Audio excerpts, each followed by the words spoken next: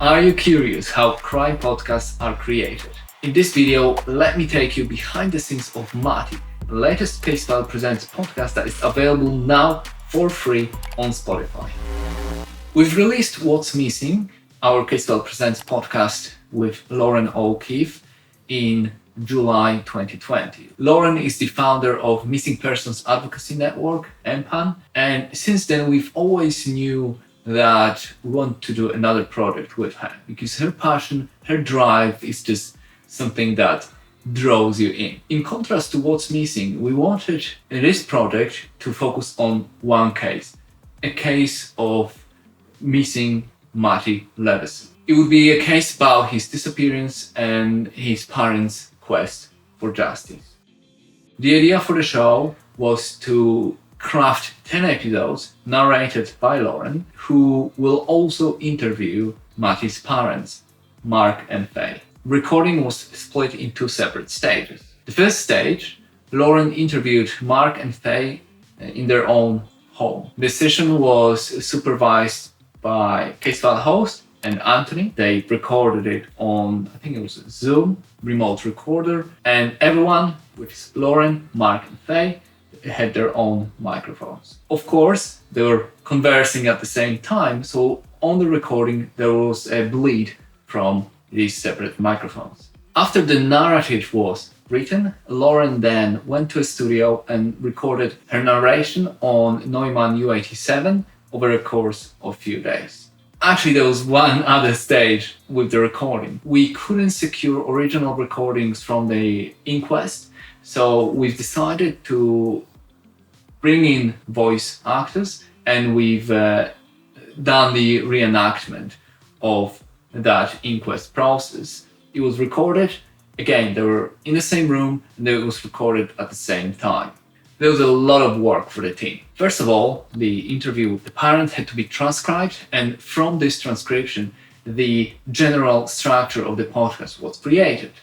The easy part was that, except in episode 7 when we had these actors, in the rest of the episodes we only had Lauren, Mark and Faye. Only 3 persons to edit. However, after we've created the general outline of the podcast, Anthony had to go to the interview, to the raw recording, and sift through all the clips to choose the take. So it was dialogue editing at its finest.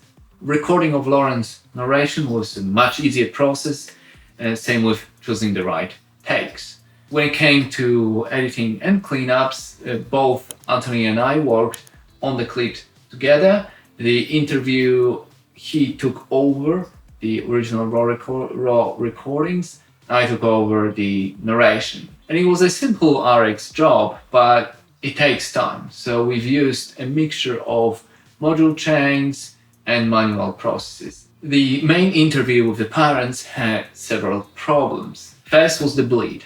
Usually you tend to leave it because it's just easier. However, in this instance, leaving the bleed was bringing up just too much of the noise flow. So what I've done is around the clips, I did cut out the bleed and muted it. The second issue was the dynamic range. So the interview itself had a huge dynamic range. The recordings would go from quiet to loud multiple times within even a couple of sentences. For that, I used Leveler in Isotope RX, of course compression, but also quite a bit of manual editing with clip gain just to even out these dialogues. And 3, breaths.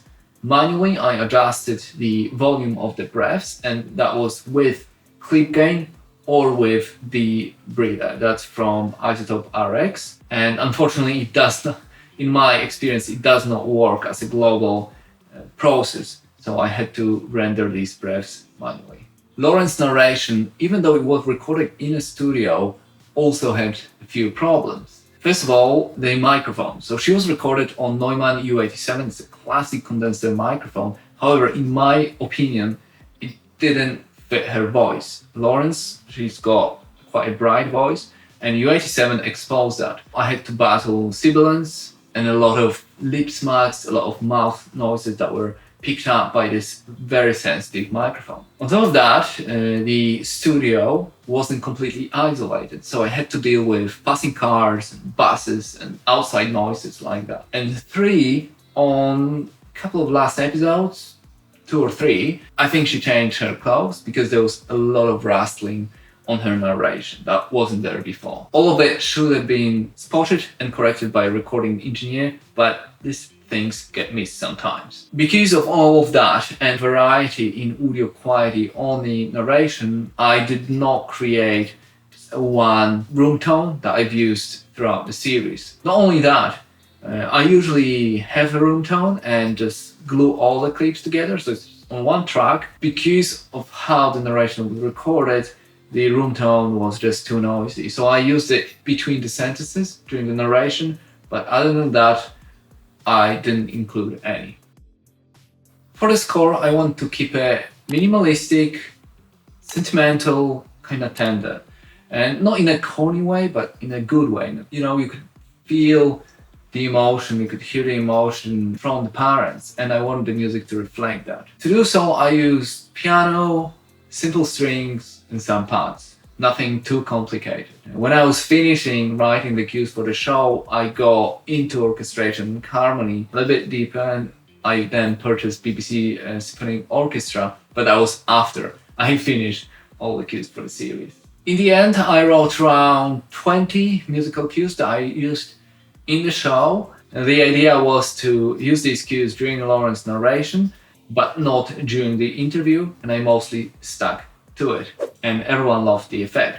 But that was a different approach that I use on podcasts like Casefile, which has a wall-to-wall continuous background music. Whilst I was writing the music for the series, I've also redesigned my scoring template, and the music for Matty got a little bit of treatment from that new template. The mix was quite easy, but also difficult at the same time. The easy part was I want to keep it as natural as possible, especially on interviews, so simple EQs and compressors did the job. On the narration, of course, there was a little bit more treatment, there was a little bit of reverb as well, because I wanted it to stand out. Then I had a few more reverbs and special effects on when Lauren reads statements, and I've used simple EQ filtering when she read quotes. The difficult part was that because of the dynamic range, especially on the interview, there was a lot of manual fixing of these dialogues. I could not rely on just compressing and leveling the interviews with all these modules from RX and plugins. It would just squash sound. So while listening and mixing, I'll go in and then manually adjust clip gains on these dialogues. Casefile host and Anthony, both producers on the show, were waiting for the first draft. So the first draft I did send to them was when I've done my pacing work, which is the pacing cut. That's about it. So no cleanups, no music, nothing else. Send it out to them. And after that, I had quite a lot of QC notes, and they've cut the material left, right, and center. After draft 1, I started mixing the cues that I've written for the show or placing them in the session. So I have not mixed them properly yet. I've just put them in the right places and just done a general listen through. That was draft 2, and that was sent to the family and to Spotify as well, and everyone loved it, which was great because the show wasn't even mixed and they've already enjoyed it. Less notes after draft 2, and then draft 3, which only had few small tweaks here and there. And after that, I exported the final, which would be then draft 4. Lauren's wife is a graphic designer, so she designed the logo for the podcast, and then Paulina helped to create the rest of the assets as well as the one-pager for the show. With help of Spotify's team, we've created various teasers and trailers and social media posts. The podcast was released on the 19th of September, exclusively on Spotify, and that was accompanied by ads, social media teasers, as well as RSS drops on Casefile. The biggest lesson was how important it is to choose the right microphone for the person, especially the narrator. The recording sessions were taking place in Australia, so unfortunately I wasn't able to be there. But if I was there, I think I'll switch U87 to something else, something less bright, maybe even a dynamic, who knows. On top of that, my approach to writing music and scoring has changed. It always evolves, but with so many Casefile Presents podcasts on the horizon, I knew that this is a chance for me to improve and develop as a composer. The idea is not to treat every true crime podcast that we do as a cookie cutter, same Casefile style, but approach each one of them individually, like you would do with a movie or a game. And Matty is a great example of that. However, during that process, the gaps in my knowledge, especially when it came to orchestration and harmony, became obvious, at least to me. I decided to enroll in a composition master's course. It's a 2-year part-time course that I'm doing right now. And after I finish work on Matty, not only I purchased BBC Symphony Orchestra from Spitfire, but also completely redesigned my template, which is now over 300 tracks, a scoring template, an approach to my work, and I'm ready for the next level in my journey.